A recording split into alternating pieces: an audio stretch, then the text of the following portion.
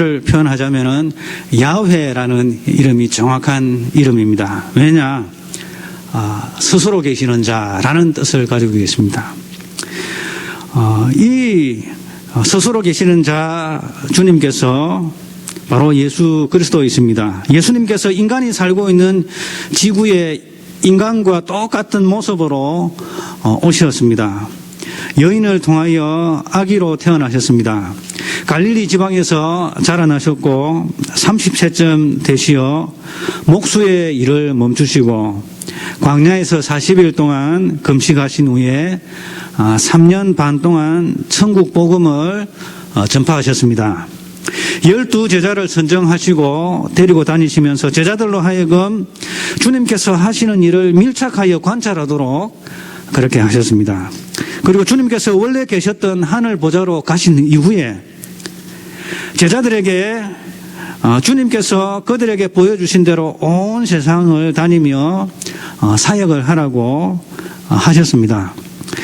주님께서 함께 하시겠다고 이렇게 약속하셨습니다. 그리고 이스라엘이 예수님을 메시아로 고백하는 등 복음이 모든 민족에게 증거가 되어지면 주님께서 세상의 종말을 때에 주님께서 다시 재림하시겠다고 다시 오시겠다고 약속하셨습니다. 주님께서 지상에서 인간의 모습으로 오신 핵심적인 이유는 아담의 범죄로 말미암아 죄인 되어 형벌받을 인류를 대신해서 형벌받으심으로 주를 믿는 자를 구원하여 영원 생명 얻게 하게 하기 위하여서 이 땅에 인간의 모습으로 오셨습니다. 주님께서는 제자들에게 어느 순간부터 주님께서 십자가에서 죽으실 것을 이야기하셨습니다. 자, 그리고 다시 살아날 것도 말씀하셨습니다. 그리고 세상의 종말에 대해서 말씀하셨습니다. 주님께서 주님 자신의 고난에 대해서 말씀하셨습니다. 즉 주님의 지상 생활 중 마지막 이틀날에 일어나게 될 겟세마네 동산에서의 그 고뇌와 최후의 만찬과 체포당하실 것과 재판당하실 것과 십자가에 못 박히실 것과 죽으실 것과 또한 장사 지내게 될 것, 이러한 것들을 주님께서 이야기하셨습니다. 그래서 제자들에게 주님의 죽으심과 부활을 이야기하셨습니다. 인자가 많은 고난을 받고 장로들과 대제사장들과 서기관들에게 버림받아 죽임을 당하고 사흘 만에 다시 살아나야 할 것이다 라고 그들에게 비로소 가르치기 시작하셨습니다. 그리고 주님께서 말씀하시기를 세례 요한이 죽었던 것 같이 세례 요한의 죽음은 바로 인자의 죽음을 암시하는 것이다 라고 말씀하셨습니다. 내가 너희에게 말하노니 엘리야가 이미 왔으되 사람들이 알지 못하였고 임의로 대우하였도다. 인자도 이와 같이 그들에게 고난을 받으리라 이렇게 말씀하셨습니다. 그리고 주님께서 그러나 그가 먼저 많은 고난을 받으며 이 세대에 버림받아야 할지니라.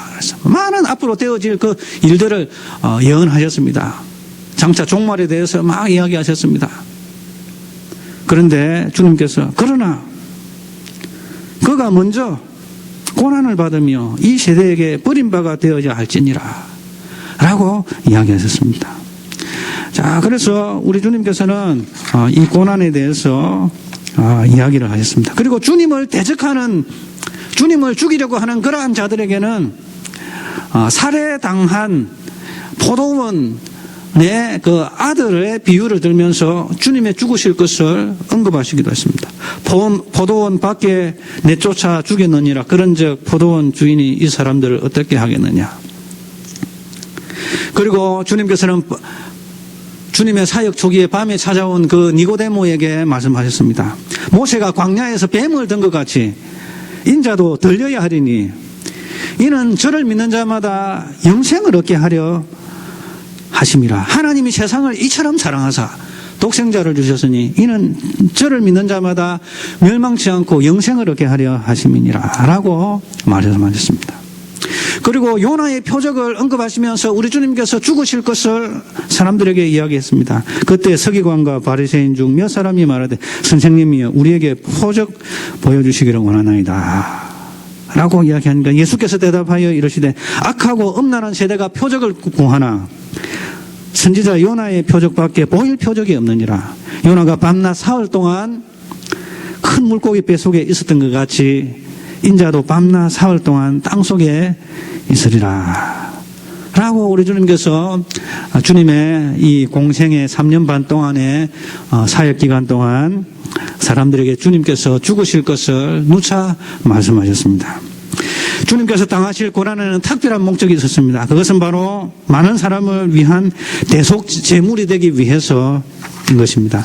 인자가 온 것은 섬김을 받으려 함이 아니라 도리어 섬기려 하고 자기 목숨을 많은 사람들의 대속물로 주려 함이라 라고 말씀하셨습니다. 주님께서 자신이 죽으실 것이라는 것에 대해서 그의 제자들에게 이야기했을 때에 제자들은 그것을 원치 아니했습니다. 오히려 항의했습니다.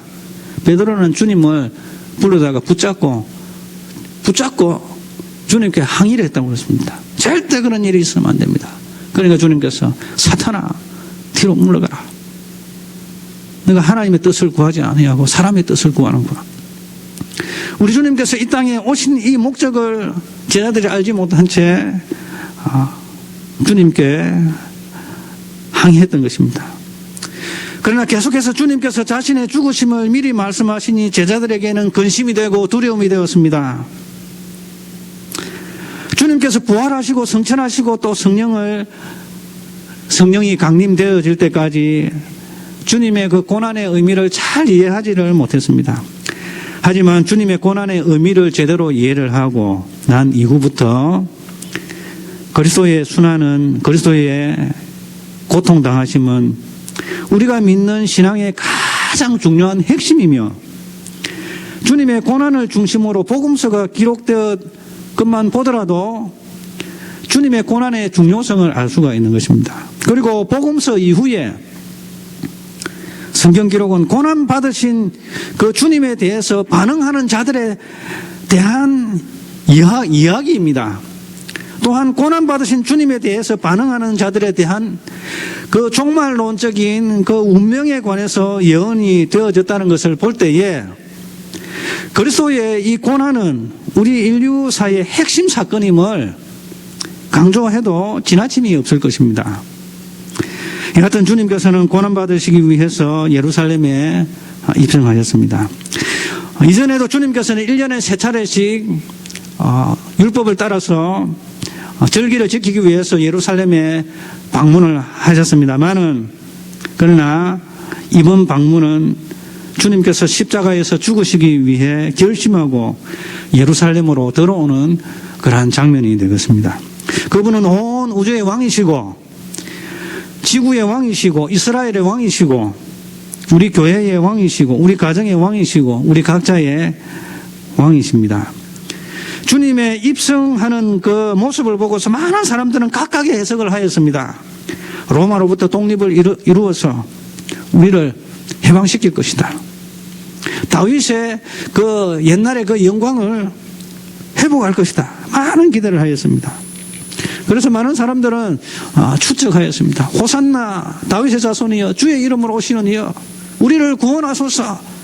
막 높은 건물 위에서 사람들이 소리치기 시작했습니다.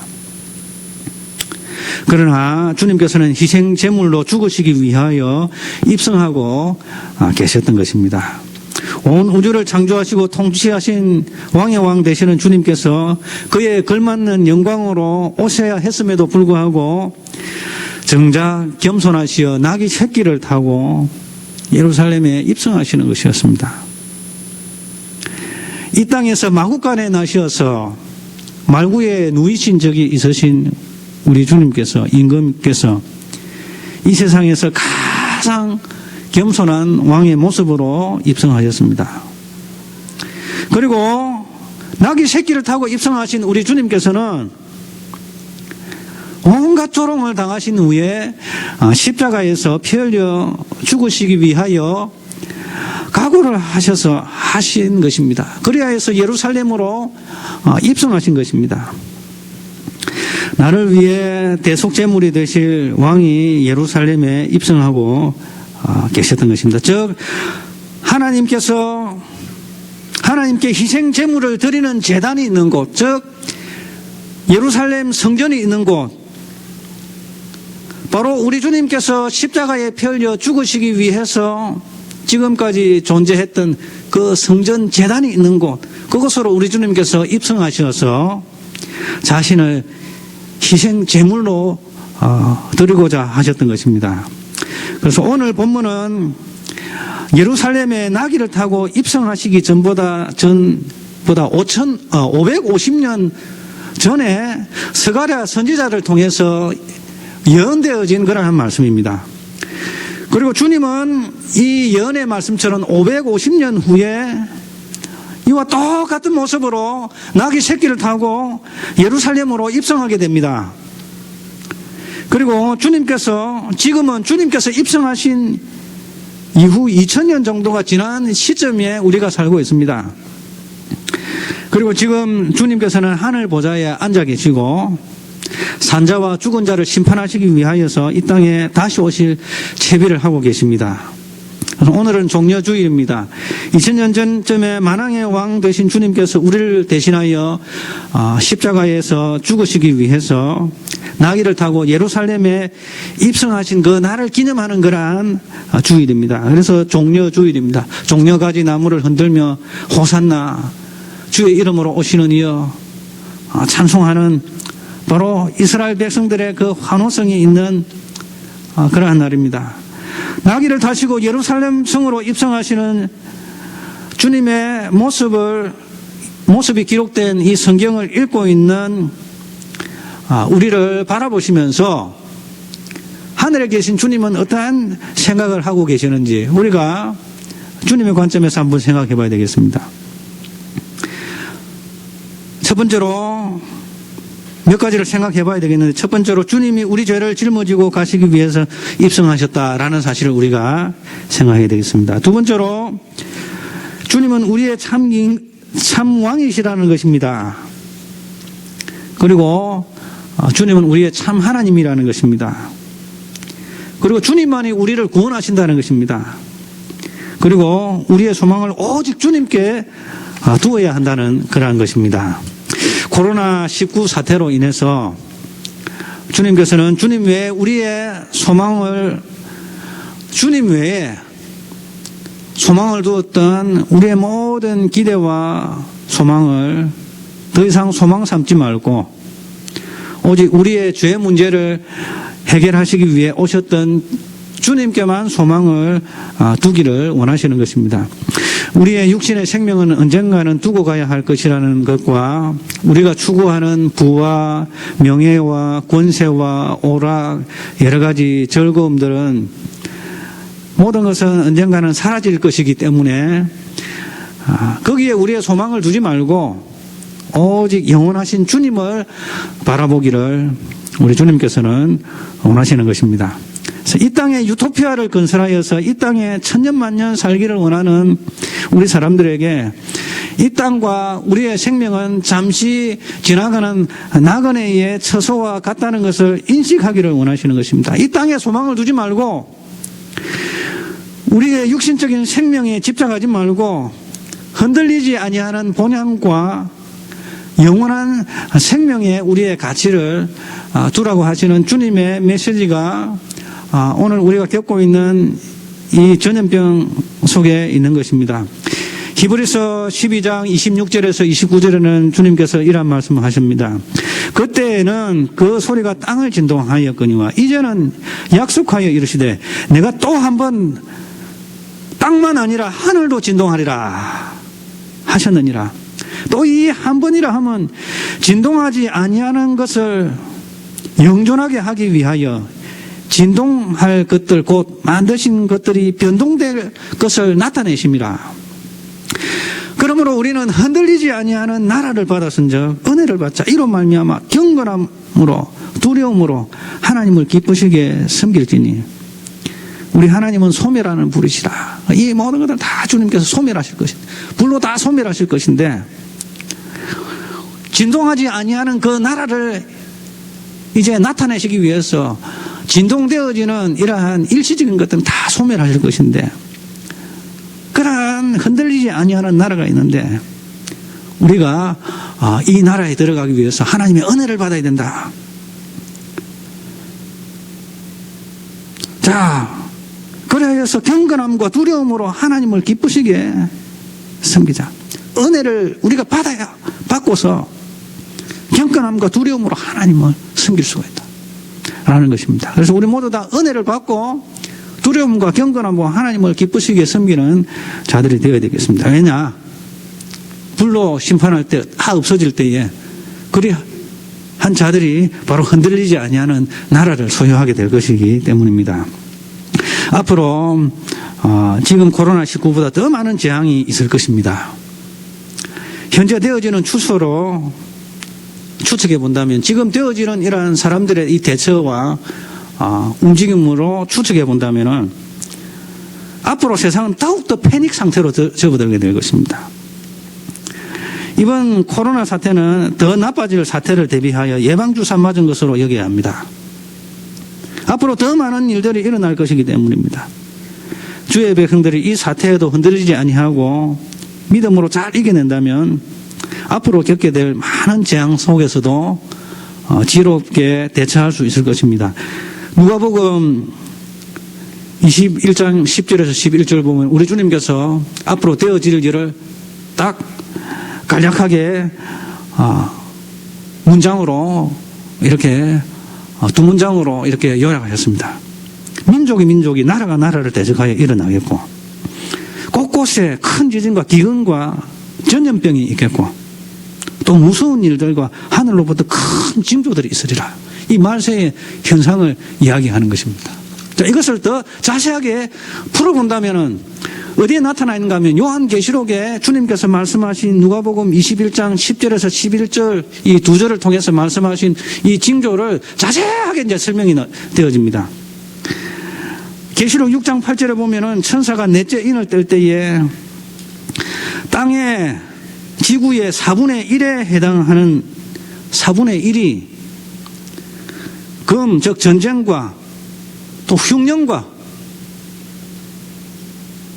흉년은 이제 기근을 이제 가져옵니다. 굶주림과 사망과 땅의 짐승들로 인한 죽음. 땅의 짐승들이 뭡니까? 짐승들 속에 있는 이 바이러스로 인해 가지고 사람들이 전염되어서 죽는다는 그런 말입니다. 이거 지금 코로나도 지금 짐승에서 나왔지 않습니까? 박쥐에게 있는 그 인자가 사람에게 전염이 되어 죽은 것 아니겠습니까? 지난번에 우리 메르스 사태는 뭐 때문에 낙타 안에 있는 그 바이러스가 사람에게 전염이 돼가지고 죽었지 않습니까? 많은 이 전염병들이, 그리고 에이즈는 어디서 발생했습니까? 바로 원숭이에게 있는 그 인자가 사람에게 전달이 돼가지고 이렇게 또 동성연애를 매개체로 해가지고 거기서 전염이 되지 않습니까? 이러한 짐승들로 인한 그러한 죽음들, 지구 인구의 4분의 1이 죽는다고 그럽니다. 지구 인구의 4분의 1이. 넷째 인을 떼실 때에. 그리고 여섯째 인을 뗄 때에는 해가 검은 털로 짠 상복같이 검어지고 달이 피같이 되고 하늘의 별들이 땅에 떨어지고 운석들이 막 땅에 충돌하고 또 하늘은 두루마리가 말리는 것 같이 떠나가고 각 산과 섬이 제자리에서 옮겨지고, 그리고 천사가 이제 연이어서 나팔을 불게 되어집니다. 첫째 나팔을 불 때에 피 섞인 우박과 불이 땅에 떨어져서 지구의 3분의 1이 황폐가 되어지고 수목이 3분의 1이 황폐가 되어지고 각종 푸른 풀도 타버린다고 그랬습니다.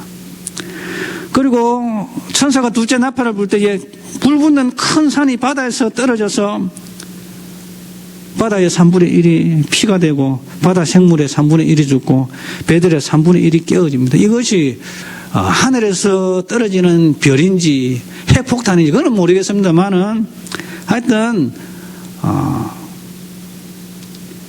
하늘에서 피 섞인 우박과 불이, 피 섞인 우박과 불이 떨어진다는 것입니다. 그리고 둘째 나팔을, 불 붙는 산이 바다에 떨어진다는 것입니다. 큰 불 붙는 그 덩어리가 바다에 떨어진다고 합니다. 그래서 무엇인지는 우리가 정확하게 알 수 없지만은, 여러 가지 추측을 할 수 있습니다. 뭐, 하늘에 운석이 떨어지든지 아니면 핵폭탄이 막 떨어져가지고 전쟁이 일어나가지고 바다에 떨어져가지고, 바다가 파괴가 되어지고, 배들이 깨어지고, 그리고 천사가 넷째 나팔을 불 때 햇불같이 타는 별이 하늘에서 강의 3분의 1과 바다뿐만 아니라 이제 강의 3분의 1과 여러 물샘에 떨어져가지고 그것을 마시고서 사람들이 마실 오염된 그 물을 마심으로 말미암아서 지구 인구의 3분의 1이 죽는다고 그럽니다. 많은 사람들이 죽는다고 그럽니다. 그리고 넷째 나팔을 천사가 불 때 해의 3분의 1, 달의 3분의 1, 별들의 3분의 1이 어두워져서 낮도 이제 밝기가 3분의 2만 존재하는 것입니다. 3분의 1은 밝기가 사라지고 또 밤에도 3분의 2의 밝기만 이제 존재하는 것입니다. 3분의 1의 밝기는 이제 없는 것입니다. 그리고 천사가 다섯째 나팔을 불 때 황충에 의해서 사람들이 쏘임을 받고 5달 동안 죽고자 해도 죽지 못하는 일이 발생을 한다라는 것입니다. 그리고 천사가 여섯째 나팔을 불 때에 계시록 9장 15절에서 18절에 의하면 지구 인구의 3분의 1이 사망을 한다고 합니다. 그럼에도 죽지 않고 살아남은 자들은 회개하지 아니하고 오히려 여러 귀신을 섬기고 우상을 섬기고 금, 은, 동, 목, 석으로 만들어진 우상에게 절을 하고 도둑질하고 살인하고 복술하고 음란하는 행위를 회개치 아니하고 우리 주님께서 계속해서 이러한 재앙을 주실 것입니다. 왜냐? 이 땅 백성들이 하나님을 떠나서 회개하지 아니하니까 계속 회개하라고 돌이키라고. 우리 하나님의 백성들은 정신을 차리고 주님께로 돌아와야 되겠고, 그리고 주님을 믿지 아니하는 사람들은 이러한 모습을 바라보면서 하나님의 말세를 맞이한 하나님의 재앙임을 인식하고 두려워서 주님께로 나와야 하는 것입니다. 아마 우리는 벌써 이 재앙 중 어느 재앙에 속해 있는 줄도 모르겠습니다. 오늘날과 같은 상황으로 볼 때에 이러한 재앙들이 계속 일어난다면 세상은 더 편의 상태로 접어들 것이고 예배 드리는 것도 쉽지 아니할 것입니다. 하지만 우리는 이러한 재앙들을 경험할 때마다 패닉 상태로 빠져들지 말고 주님께서 말씀하신 대로 이루어져 가고 있다는 사실을 깨닫고 주님을 맞이할 준비를 해야 하는 것입니다. 주님의 재림이 점점 가까워 오고 있는 이 시점임을 인식을 하고 우리는 모이기를 피하는 어떤 이들의 습관과 같이 하지 말고 그날이 가까움을 볼수록 더욱더 모이기에 힘써야 하는 것입니다. 히브리서 10장 23절에서 25절 또 약속하신 이는 미쁘시니 우리가 믿는 도리의 소망을 움직이지 말고 굳게 잡고 서로 돌아보아 선행과 사랑과 선행을 격려하며 또 모이기를 피하는 어떤 이들의 습관과 같이 하지 말고 오직 권하여 그날이 가까움을 볼수록 더욱 그리하자. 더욱 모이기에 힘쓰자. 이러한 재앙의 시대에 우리 그리스도인들이 예배를 잃어버리면 우리의 영혼이 침체되어 삶의 소망을 잃어버리고 말 것입니다. 이럴 때일수록 우리는 참된 예배를 회복해야 하는 것입니다. 그러나 세상은 이러한 우리를 향하여 핍박을 가할지도 모릅니다. 왜냐하면 세상은 이러한 바이러스를 비롯한 온갖 재난이 가중되는 근본적인 원인은 하나님으로부터 떠나 죄악된 길로 접어들게 한 죄로 말미암았다는 사실을 인정하지 않기 때문에 그렇습니다. 주님께로 돌아오지 아니하고 다른 방법을 계속 찾게 될 것입니다. 그러한 가운데 주님께로 더욱더 가까이 주님께로 돌아가고자 하는 그러한 움직임들에 박해를 가할 수도 있을 것입니다. 우리의 공공에 적은 바이러스 이전에 바이러스가 퍼지게 되는 근본적인 원인이 되는 하나님으로부터 떠나 죄악된 길로 접어드는 이러한 것이 바로 이 바이러스가 발생되게 하는 근본적인 원인입니다. 그래서 우리는 이러한 죄에서 멀어지고 하나님께로 더욱더 가까이 가야 되는 것입니다. 참된 예배자로 더 가까이 가야 되는 것입니다. 이러한 바이러스를 창궐하게 되는 이러한 죄를 이길 수 있는 가장 큰 방안은 인간의 생사화복을 주관하시는 왕이신 예수님을 의지하는 것입니다. 예수님은 우리를 죄에서 구원하시기 위해서 십자가에서 죽으셨습니다. 예수님은 그의 성령을 우리에게 부어주셔서 우리로 하여금 이 죄의 권세를 이기도록 힘을 주시는 분이십니다. 그래서 주님을 알지 못하는 많은 백성들은 주님께로 돌아와야 되고, 또 여전히 세상과 짝하며 안일하게 신앙생활을 하고 있는 주의 백성들은 과거의 죄악된 생각과 행실에서 주님의 말씀이 승인하는 삶으로 돌아와야 하는 것입니다. 더욱 겸손히 주님께 기도해야 하고, 우리의 소망을 오직 왕이신 주님께 둠으로써 주의 얼굴을 구하고 우리의 삶의 의미를 주님으로 발견하는 그러한 삶이 되어야 하겠습니다. 이것이 바로 우리 죄를 용서하시기 위해서 나귀를 타고 예루살렘에 입성하신 왕이신 주님을 오늘 이 시대의 왕으로 모시는 그러한 행위가 되어지겠습니다. 그래서 지구적인 재앙 속에서도 우리가 찾아야 할 유일한 소망은 바로 우리 죄를 위해서 죽으셔서 우리를 하나님의 자녀로 회복하신 주님이시다라는 사실을 우리가 꼭 기억을 해야 되겠습니다. 그래서 오늘은 종려주일입니다. 이 종려주일에 주님께서 나귀를 타시고 예루살렘에 입성하셨습니다. 바로 주님께서 죽으시기 위하심입니다. 이 주님의 죽으심이 우리에게 소망이 되어지는 것입니다. 우리 죄를 용서하시기 위해서 주님께서 갈보리 십자가에서 죽으심으로 우리를 영원한 사망과 그리고 음부의 권세로부터 우리를 건지신 것입니다. 그래서 앞으로 어쨌든 간에 이러한 환난과 전염병은 계속 되어질 것입니다. 많은 사람들이 죽어나갈 것입니다.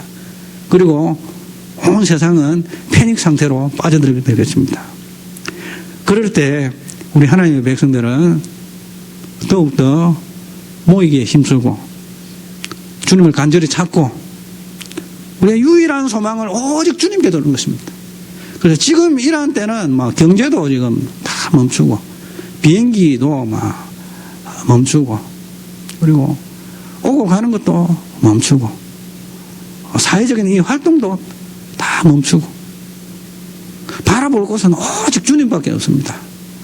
주님께서 오직 나만 봐라, 나만 봐라.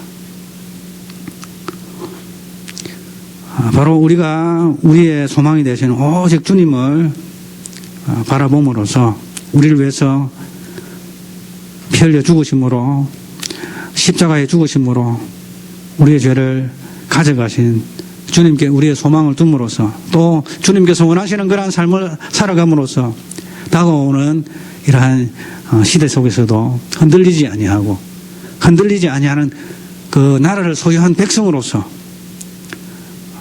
은혜 속에서 두렵고 떨림으로 주님을 경외하는 그러한 하나님의 백성, 주님을 왕으로 모시는 그러한 백성들이 되시길 주님의 이름으로 축원합니다. 하나님 아버지 감사합니다.